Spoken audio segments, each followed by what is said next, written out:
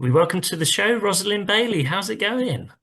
Hello, Chris. Hi. Nice to be here and nice to be going to reminisce a little bit about when the boat comes in. Yeah, so what are your memories of filming when the boat comes in? Oh, I've looked at some of them because it was 45 years ago. And I didn't realize at the time, it was the golden time of the BBC. It really was glorious. And I was still starting out. I'd done little bits of theatre and so on. I had worked with James very fleetingly in The Likely Lads. I'd had a little part in The Likely Lads. And then there was this opportunity, to play a little role in When the Boat Comes In, which was in the northeast, where we came from. Everybody was fixated by it. It was a wonderful thing because it was such a social history of our region and the history of our people. So it was a wonderful thing. It was a wonderful opportunity for me. Yeah, I mean, it's such a wonderful show, isn't it? And as we were talking earlier off air, it stands up even today, doesn't it? Oh, it does. I mean, particularly, with all the uncertainty in the world. And that was done at the end of the First World War. I was very young, but for a time I lived with my grandmother and my grandfather because, as it shows in the show, it was a great thing to be a teacher. And my mother, after the war, there was a shortage of teachers, and she'd always wanted to be a teacher. So she went away for a year to do a concentrated teaching course, and I went to live with my grandmother and my grandfather, which of course they talked about the First World War. And so as a little girl, I got little glimpses of it. James Mitchell, who wrote it, was from South Shields, which was the other side of the river to where we were. We were the two sides, and they sort of amalgamated the two to make it Shields. But all of the shipbuilding was on our side of the river. So when he wrote it, it was all familiar territory to us.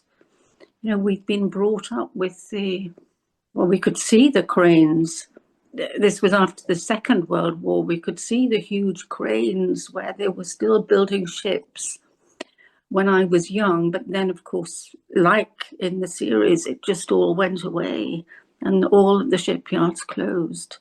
So it caused, terrible sadness to people. All of those men were redundant, and there was a lot of poverty. So, that James Mitchell wrote that, it had a great emotional effect on people. It was amazing. Mm-hmm. Yeah, definitely. And of course, you played the character of Sarah Headley, who was nosy, Yeah. but not one for gossip. What was she like to play? Well, I mean, I came into it sort of all bright and bubbly. I mean, and then the character, was developed and it took over, and she became she became, very bossy and but it was a lovely character because it didn't stay the same. As the years went on, she changed, and it was interesting. She wasn't all just, two-dimensional. She had faults, and she had good points, but it would have been very easy, for her to run away with herself. She got a bit full of herself, didn't she, at times? Yeah, a great character. And Madeline was saying that, Madeline Newton, that they were very good at developing the character on When the Boat. I mean, he wrote so brilliantly for women. You didn't need to do anything. It was all in the script.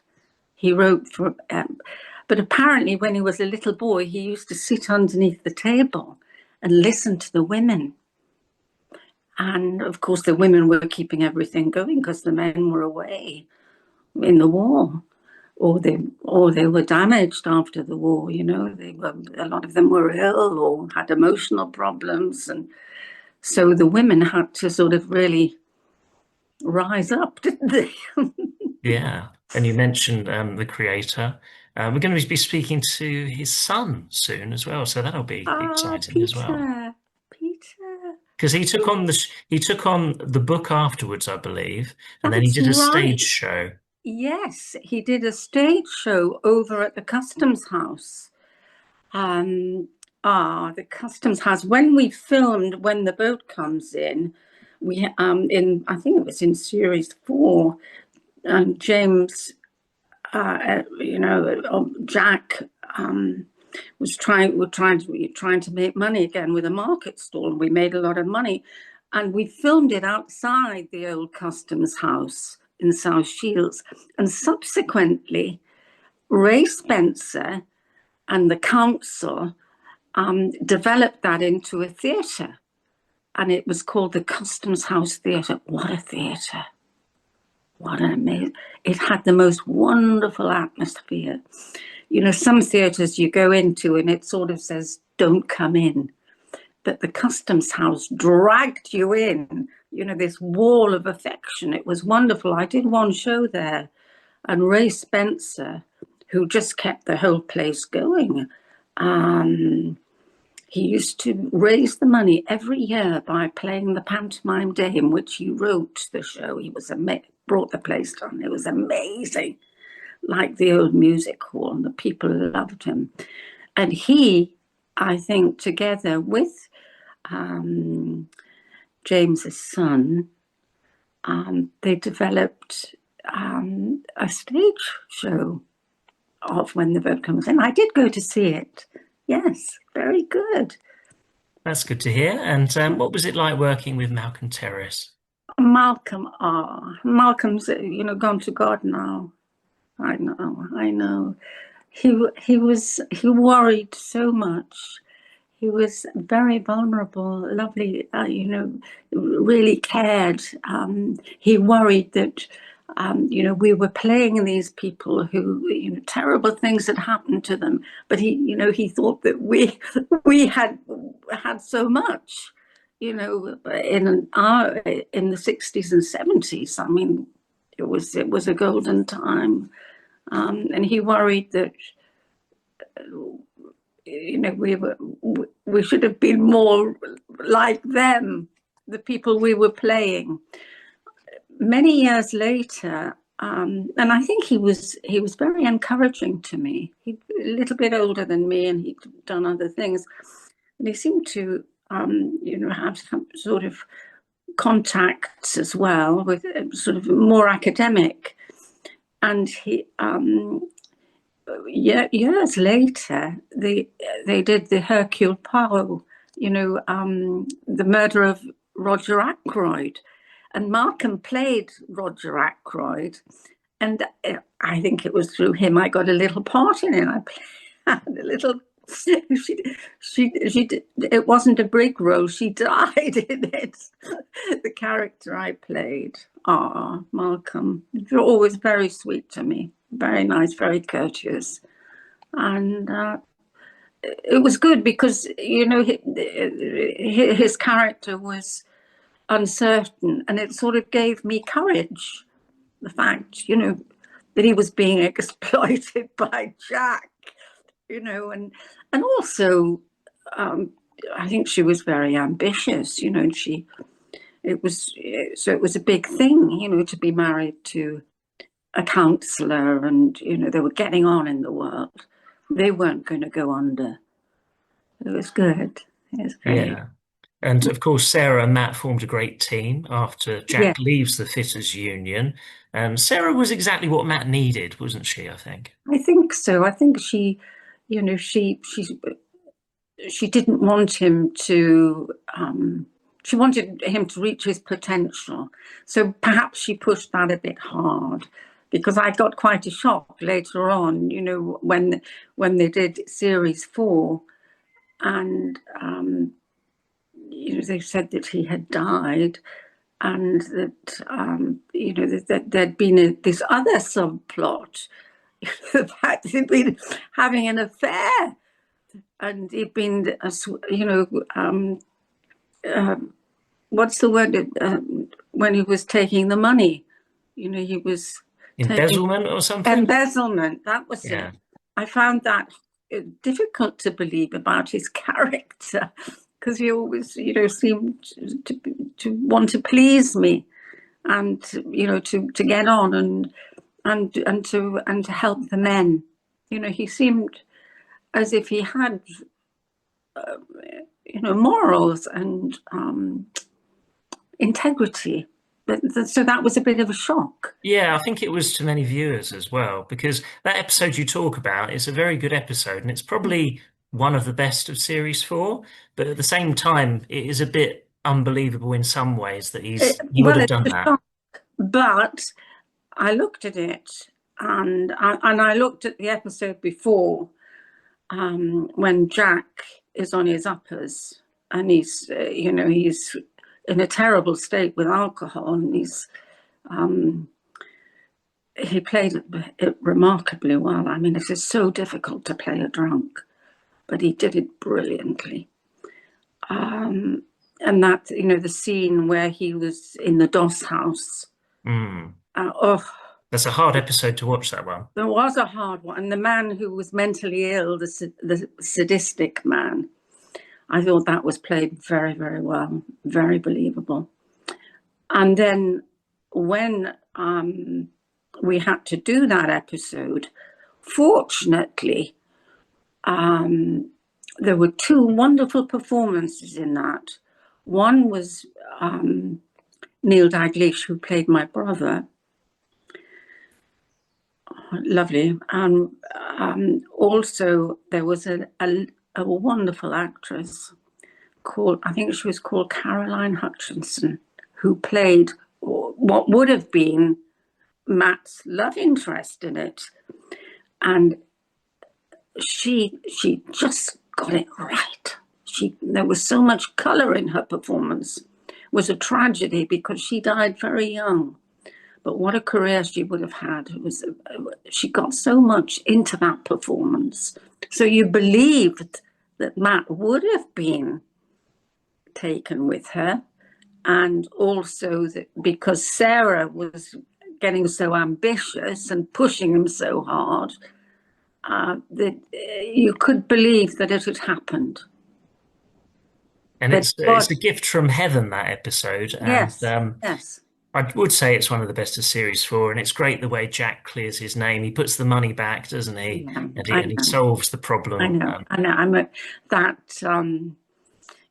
commitment and that friendship that they'd had from the First World War, what they'd gone through together. And, Matt had done everything for Jack and saved his life probably, and all sorts of things. So, it was very nice, very nice. And I enjoyed, working with James and we had a lot of fun as well in those last series, in those last episodes. He, I don't know whether, it was all done so beautifully. We had a rehearsal room. You had 2 weeks rehearsing in the rehearsal room, heard of now. And I remember going in one day, and Jimmy was in a terrible temper. And I said, what's the matter? What's the matter? He said, oh, the episode's underrunning. It's underrunning, and we've got to pack it out. He said, and I've got to build this thing. And I was sort of, I was laughing, and he said, well, don't you laugh. He said, don't you laugh. He said, they've got you skinning a rabbit. I said, don't be silly. I'm not skinning a rabbit. And then all of the stage management, they all came around very serious, said, oh, yes, it would be very authentic for you to skin a rabbit. And we've got it all ready for you. and I got, really good. Um, my heart was going a bit. Oh God! And then the whole thing fell apart. He'd really set me up. He had explosive. Well, you could hear it, in many times when he would laugh. It was infectious. Wonderful timing. I mean, from I was very much in awe of him when I first came into it. I learned an awful lot. Lovely, lovely work. And what do you think was your best scene as Sarah? It might be hard to say, but Well, I thought about that. That certainly that episode was very, very nice to play. But when I first came in, it was a sweet little episode, and it was about a little boy at the school. yeah. See that? And the little boy was stealing things for his mother, who liked the gin and smoking, and that was played by Lizzie McKenzie. Now, Lizzie became a great friend of mine, and she'd been in Get Carter with all of those character actors who were in When the Boat, but they had all been in Get Carter as well, a lot of them. And the character she was playing, she was breathless and she needed the cigarette and all of that. But actually, Lizzie never smoked in her life, but her lungs had been damaged from living near the shipyards as a child. But she had the most lovely singing voice. She was a jazz singer. And one night after rehearsal, she said, "Come with me, follow me in my car." Well, where are we going? We went into Mayfair. And she said, leave your car. He'll park it. And a man came and took my car away and parked it. And we went in to this beautiful club. And there was her husband playing this beautiful piano, just like Nat King Cole. He was from Guyana, Mike McKenzie, famous jazz singer. And that was her husband. And they introduced me, to music and so on. And Ed Wilson, who played Billy, was also very musical. He could play the piano beautifully. And they were great friends. So that was, what it introduced me to. It was so sweet, so sweet. Is Sarah Headley one of the best roles you've played, do you think? One of them, of course, and I was learning, but I played many lovely roles, lovely writing. I suppose latterly, as I've got old, I'm retired now. I don't do it now. I played Miss Shepherd in Lady in the Van. That was wonderful. That writing was wonderful. It was very difficult to play because she was so crazy. You saw Maggie Smith do it, of course, but what a role! And then at the very end, he'd written this beautiful monologue for her because she had been a concert pianist, and she describes what music meant to her. It's very, very moving. It's beautiful. I love playing that. And that was in the theatre, wasn't it? That was, yes, I did that in Durham at the Gala Theatre. A long time ago now, but I was, much older. Yeah, that was lovely. Mm-hmm. And did you enjoy reading the scripts of When the Boat Comes In when you got them? You said you would Oh, yeah. act them out a lot, which you don't today. You wouldn't today. Oh, I mean, everything was done so brilliantly. That was the BBC at the top of its game. You were so well looked after. First of all, you had 2 weeks rehearsal, which is unheard of now. Now the actors have to photograph it and just do it straight away. Sometimes you get rehearsal, but there you would have 2 weeks rehearsal, and then you would go into the studio, the big studio at the BBC. They were enormous. They were like cathedrals. And the great big cameras, and the men were up on these great big cameras, and the sound was brilliant, the makeup, and of course the men who produced it, who often directed it as well, because Via Lorimer also directed and sometimes he produced. The same with Andrew Osborne. Sometimes he directed, sometimes he produced. But these men were, the theatre was their life. I mean, there was nothing they didn't know. So they were gods to us. And the costume people, how they looked after us so brilliantly. It's all gone now. All gone. You didn't keep anything from your time on the show? It was a long time ago, probably not, but Well, I didn't have very much. Somebody wrote a little thing about me, and it described my character as Sarah Lytton, passion in an apron. So, but I never got my apron. But I remember Jean, who played Bella, she had a little brooch that she always wore, looked like ivory with Bella written on it. And Reg, the costume man, had got that for her, and it was like a little keepsake. But no, I haven't got anything tangible. Just in my heart. yeah. Oh, well, they're great memories, aren't they? And it's great all the connections you made, through doing the show. I expect you made friends and everything. Yes, I did. I think the actor who plays Arthur Ashton is still alive, believe it, because he's like 95 now, which is Jeffrey Rose. yeah. Really, he was. He was so unreachable. He was so Tall. very courteous, but quite very private. But I thought he was marvelous as a schoolmaster. Those scenes in the schoolyard when he had them all doing. I suppose they would have done after the First World War. They were doing like drill and things like little soldiers, weren't they? Yeah, they were. Yeah. Yeah, No, it was like thought he played the part well.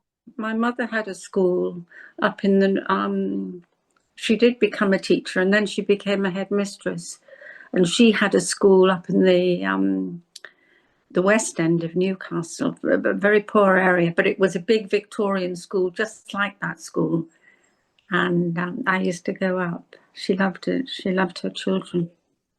There was a very sweet thing. My mother, she was they were the same age, the children, they were young. And like, Jessie's character would have taught. And my mother was determined that no child would leave her school without being able to read and write. And these children, a lot of them had never seen the sea.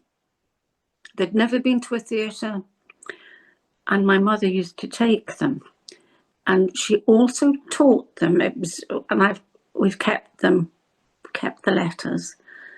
The children wrote in Geordie, which, as you know, has got Norwegian in it. It's a very difficult accent. Nobody can do it unless you've lived there.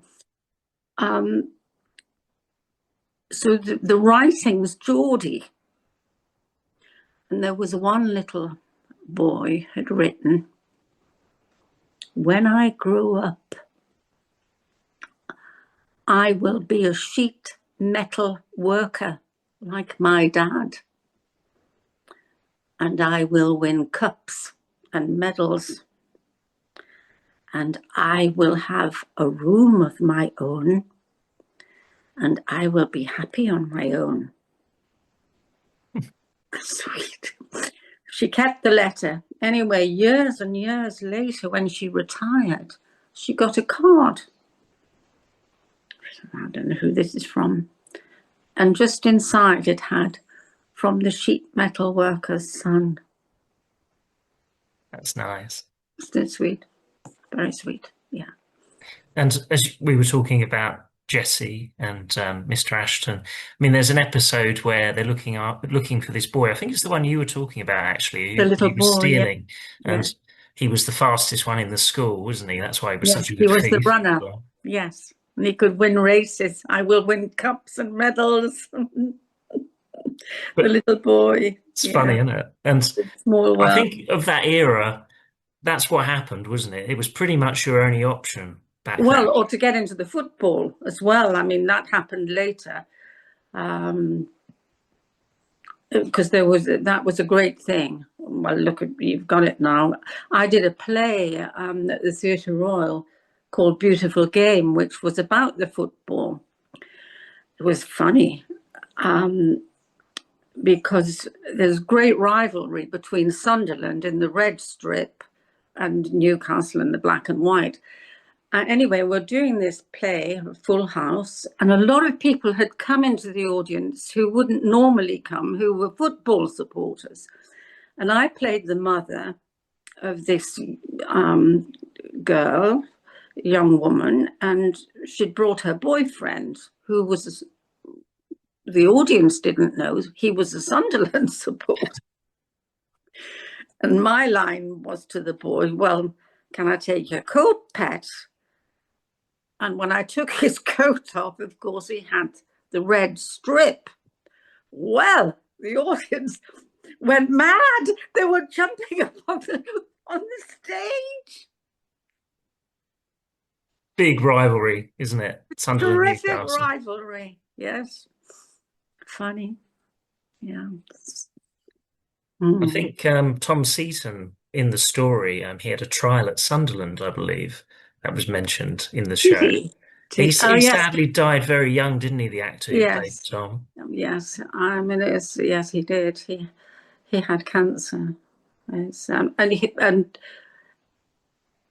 John Nightingale, I think he'd been at university in Newcastle. He was the only person I know who could do an authentic Geordie accent who hadn't lived there. That's Mm. amazing. That's back to what you said earlier, because you Mm. have to live there, don't you? But that's how good Well, an you actor sort he of was. you absorb it subconsciously from being a child, I think. But it's very sad, as you know, a lot of the accents are being rubbed out. That was what was so lovely about, you know, a lot of the smaller roles, the character actors who came into it. They had very strong, like Brian Pringle, marvelous accent. Ian Cullen, you know, the Alan Hockey, you know, their voices, and they had such music in their voices because they had to be heard above the ships.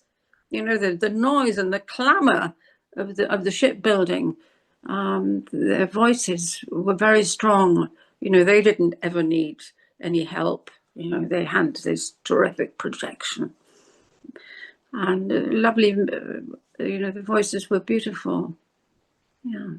Mm. And with the filming, am I right in saying inside was in London and the outside shots were If all up of the north? stuff a lot of the stuff I did was in the studio in London, and we had our own little sets, and mine was my little kitchen, Yeah, and but everything was there. You know, you had the real things, and so it became very familiar, and it gave you security. You know, you knew where your things were, and it was so it was always real. It was very real. Hmm. yeah. And it's great when Sarah works with Matt when Jack leaves the Fitters Union and he wants to become the boss, obviously, but Eddie Morton wants to become the boss as well. Yes. And she says that that Matt should hire Eddie Morton, and then she said that's exactly what Jack would have done to Jack, doesn't she? Yeah. And of course, they know that Eddie Morton isn't going to live very long. He did that Yeah, very well. Did it well, didn't he? Yes. He was an interesting actor. Very good. yeah. He was a stand-up comedian as well, I believe. Yeah. He made a lot of money. Yes. Did very well. Yeah. Lovely guy. Mm. Well, it's been lovely to speak to you, Rosalind. Lovely to speak to you about the show, and a great tribute to those people who have gone now, who gave so much to it. Lovely. Thank you.